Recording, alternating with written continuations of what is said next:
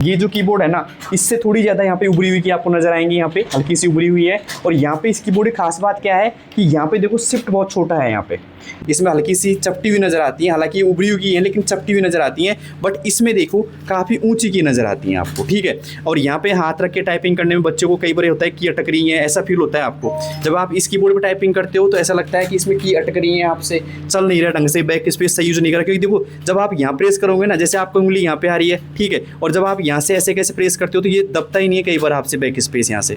तो DSSS वालों, क्या आप भी मिलना चाहोगे हमारी लैब के कीबोर्ड से? अगर मिलना चाहोगे तो वीडियो पूरी देखिए। हम आज आपको बताएंगे कि हमारे लैब में कौन कौन से कीबोर्ड लगे हुए हैं और हम किन किन कीबोर्ड पे टाइपिंग करवाते हैं। और वीडियो के एंड में बताऊंगा मैं आपको कि आपको किस कीबोर्ड पे टाइपिंग करनी चाहिए। तो सब कुछ देखने के लिए आपको देखना पड़ेगा पूरा वीडियो और सब्सक्राइब जरूर कर लेना भी। देखिए दोस्तों, हम बताते हैं पहला कीबोर्ड आपको, ये कीबोर्ड हमारे पास, ठीक है। अब ये डेल का कीबोर्ड है और थोड़ी उभरी हुई की है इसकी, है ना, हल्की सी उभरी हुई की है। और यहाँ पे आप ये देख सकते हो आराम से, आपके पास भी ऐसा कीबोर्ड हो सकता है शायद। यहाँ पे देखो शिफ्ट ये है, कैप्स लॉक ये है, बैक स्पेस ये है, एंटर ये है, और यहाँ पे देखिएगा ये हमारे पास में स्पेस बार है। तो ऐसा कुछ यहाँ पे कीबोर्ड हल्की सी उभरी हुई की आपको नजर आएंगी, यहाँ पे चिपकी हुई नहीं आएंगी, ठीक है। तो ऐसा कीबोर्ड आप यूज कर सकते हैं, हम यूज करवाते हैं बच्चों से ऐसे। एक कीबोर्ड बता रहा हूँ मैं आपको, एक और यहाँ पे देखिएगा HP का है ये, ठीक है।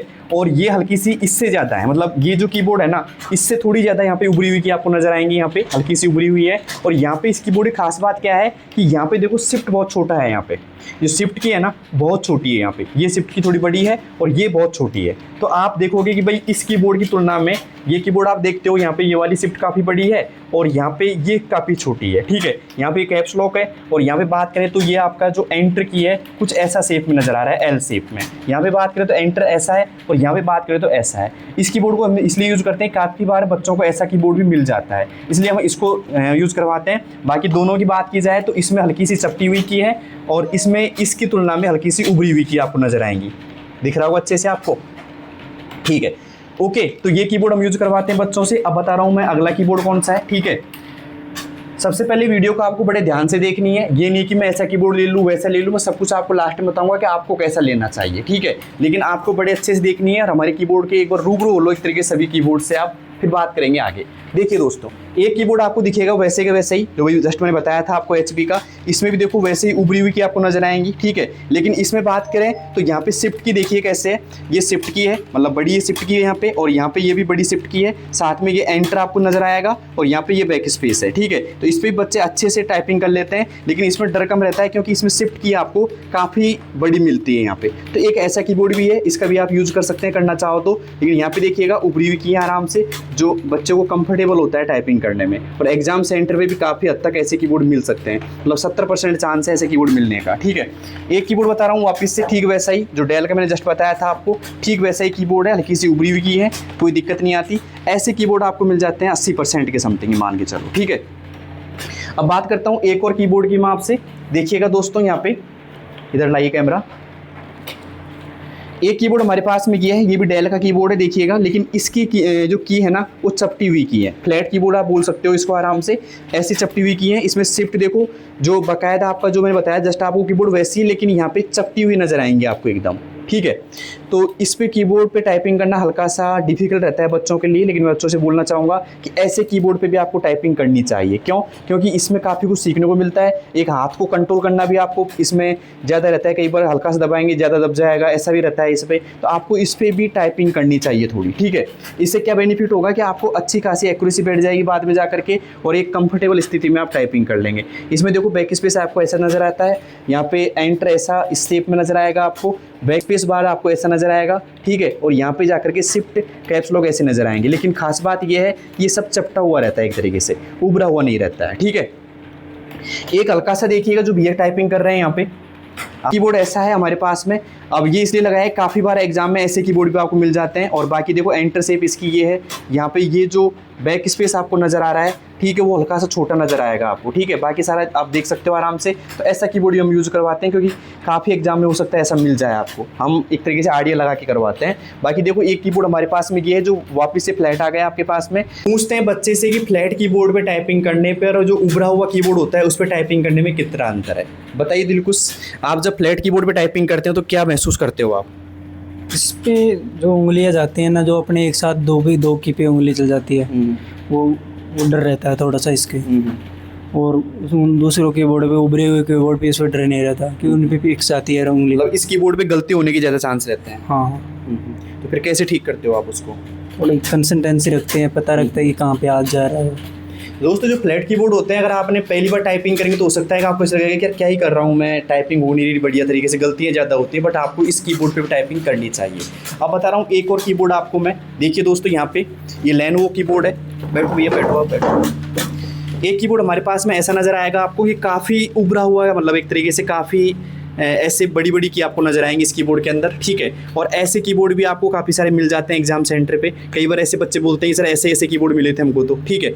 अब इसमें खास बात क्या है कि ये काफ़ी ऊंची की आती है इसमें। मतलब आप देखोगे नॉर्मल कीबोर्ड, आपको ये दिखाऊँ आपको, आप देखोगे नॉर्मल कीबोर्ड ऐसा, तो ये देखो कीबोर्ड इसमें हल्की सी चपटी हुई नज़र आती है, हालांकि ये उभरी हुई है लेकिन चपटी हुई नज़र आती हैं। बट इसमें देखो काफ़ी ऊंची की नज़र आती हैं आपको, ठीक है। और यहाँ पे हाथ रख के टाइपिंग करने में बच्चों को कई बार होता है की अटक रही है, ऐसा फील होता है आपको। जब आप इस कीबोर्ड पर टाइपिंग करते हो तो ऐसा लगता है कि इसमें की अटक रही है, आपसे चल नहीं रहा ढंग से, बैक स्पेस सही यूज नहीं कर रहा। क्योंकि देखो जब आप यहाँ प्रेस करोगे ना, जैसे आपको उंगली यहाँ पे आ रही है, ठीक है, और जब आप यहाँ से ऐसे कैसे प्रेस करते हो तो ये दबता ही नहीं है कई बार आपसे बैक स्पेस यहाँ से, तो आपको लगेगा अटक रहा है। लेकिन ऐसा नहीं है, बहुत अच्छा कीबोर्ड है ये। और जब आप यहाँ से बीचों बीच से ऐसे प्रेस करेंगे एकदम, तो आराम से ये काम करेगा दोस्तों, ठीक है। तो आपको यहाँ से जब आप ऐसे कीबोर्ड पे टाइपिंग करो तो आपको ये रखना है कि जब आप उंगली उस पर प्रेस करो ना किसी भी की पे, तो एकदम ऐसे रहनी चाहिए मिड में, ठीक है, जिससे आप आराम से उसको प्रेस कर सकते हो। अगर आप ऐसे बगल में रखोगे ना, जैसे मान लो इस की को यहाँ बगल में रख रहा हो, तो आपको बहुत जोर आएगा प्रेस करने में।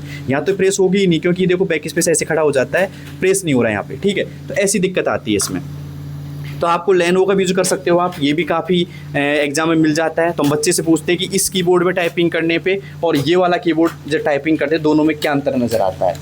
तो बताइए सुख, जब आप लेनोवो पे टाइपिंग करते हैं इस कीबोर्ड पे, हाँ, और जब आप इस पे टाइपिंग करते हैं, दोनों में क्या बेस्ट रहता है, कौन सा बेस्ट है चलने में?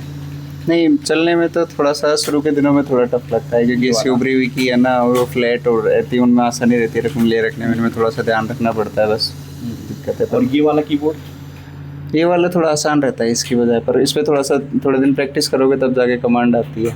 मतलब 2-4 दिन प्रैक्टिस करनी हाँ, पड़ेगी, उसके बाद में आराम से सीख जाओगे। हाँ, कि कई बार चांसेस रहता है एग्जाम में ऐसे मिल जाए, तो थोड़ा सा इस पर प्रैक्टिस करना भी ज़रूरी है। तो हम जब टाइपिंग करवाते हैं बच्चों से, जब एक ही कीबोर्ड पे करवाते हैं, अलग अलग बदल के करवाते हैं टाइपिंग? नहीं, आप चेंज करवा के करवाते हो, ताकि एग्जाम में जैसा भी कीबोर्ड आए आप वो प्रेशर झेल सको और अच्छे से टाइप कर सको, इसलिए चेंज करवाते हैं। तो एग्जाम में मतलब हम यहाँ पे 2-4 कीबोर्डों पे जब टाइपिंग करवाते हैं अलग अलग, सभी चेंज करते हैं हर डे, मतलब बोलते हैं कि आज आप इस पे करो, आज आप इस पे करो। हाँ। उससे क्या बेनिफिट मिलता है आपको?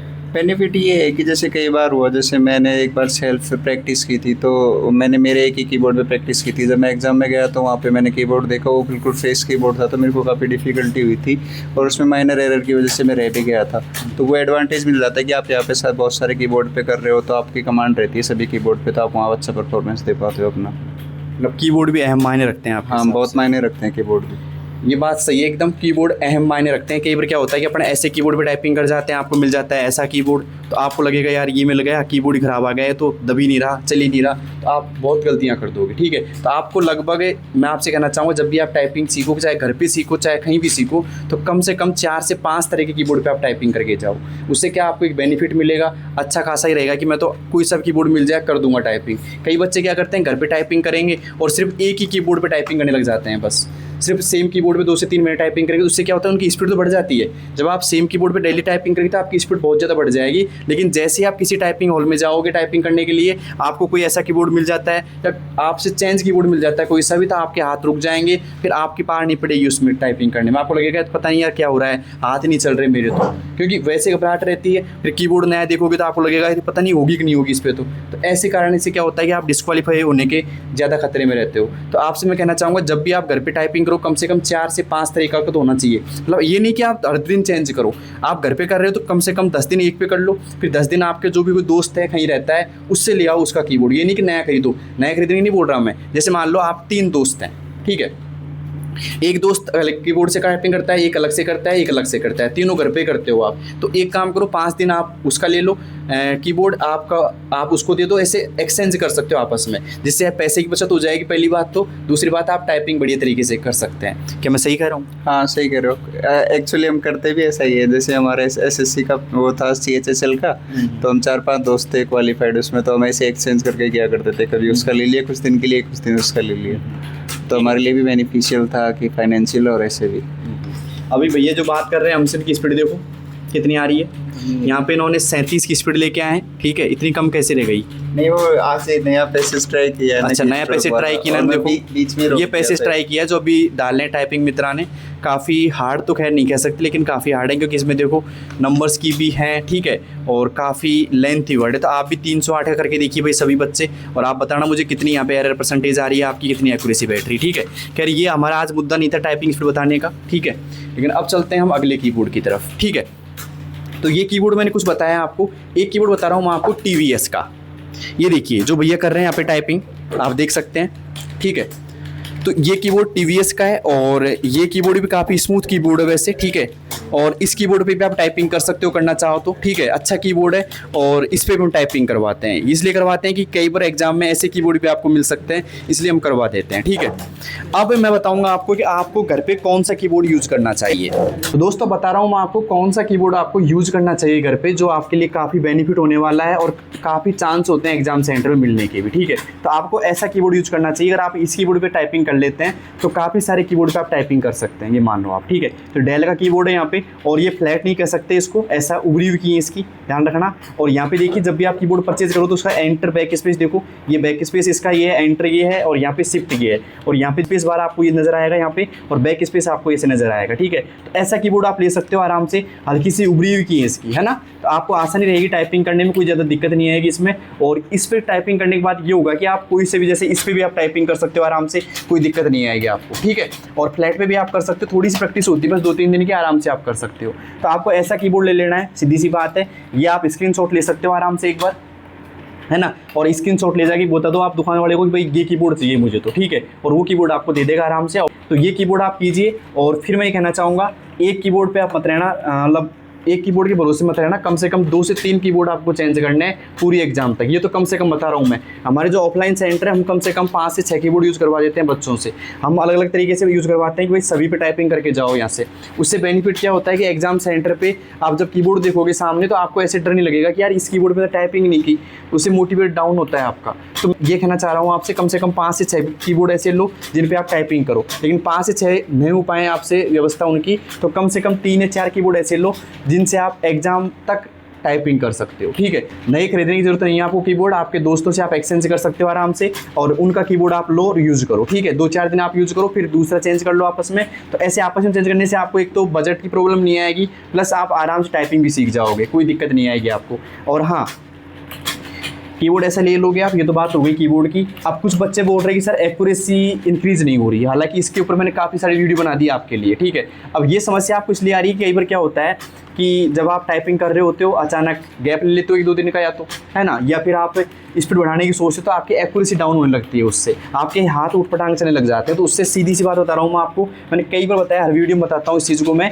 कि आपको यहाँ पे 3 रो का ध्यान रखना चाहिए। एक होती है आपकी, देखिए दोस्तों यहाँ पे होम रो, एक होती है अपर रो, और एक होती है लोअर रो। इन पे आपको हाथ ऐसे रखना है, और यहाँ से हाथ रखने के बाद में आपको ऐसे टाइप करना है आराम से, और तीनों के अंदर सेम स्पीड ले आओ आप। तो जैसे मान लो इसमें 30 की आ गई आपकी स्पीड, इसमें भी 30 की आ गई, इसमें भी 30 की आ गई, विद 100 की एक्यूरेसी। तो मैं गारंटी देता हूँ आपकी एक्यूरेसी आराम से ही हो जाएगी, काफ़ी हद तक सुधार होगा उसमें। तो आपको बस ये सोचना है कि जब भी टाइपिंग करूँ ना मैं, तो ये एरर कम से कम करूँ। जो एरर आपको दिखाई दे रही है सामने, इन एरर को कैसे कम किया जाए। जैसे मान लो एक 10 मिनट के सेट में आप अब की बार 10 एरर कर देते हो, तो अगली बार ये सोचो कि मुझे अब की बार 9 ही एरर करनी है, फिर 8 करनी है, फिर 7 करनी है। इसे कम करते जाओ धीरे धीरे, अपने आप आपकी एक्यूरेसी इंक्रीज हो जाएगी, ठीक है। और हमेशा एक्यूरेसी उन्हीं बच्चों की डाउन रहती है जिनकी एरर बहुत ज़्यादा होती है। मैं तो ये कहना चाहूँगा, एरर कम कर दीजिए, एक्यूरेसी ऑटोमेटिक इंक्रीज हो जाएगी, कोई दिक्कत नहीं आएगी।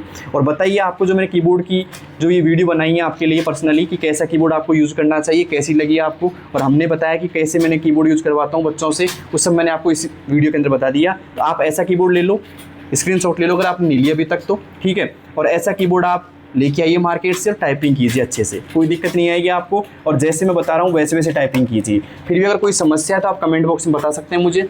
मिलते हैं अगले वीडियो में, तब तक के लिए बेस्ट ऑफ लक, अपनी तैयारी को और बढ़िया करते रहिएगा। और हाँ, अभी तक सब्सक्राइब नहीं किया तो कर लीजिए, क्योंकि सारी इंपॉर्टेंट वीडियो मैं इसी चैनल पर लेके आऊँगा आपके लिए, और मिलता रहूँगा इसी चैनल पर आपसे। धन्यवाद दोस्तों।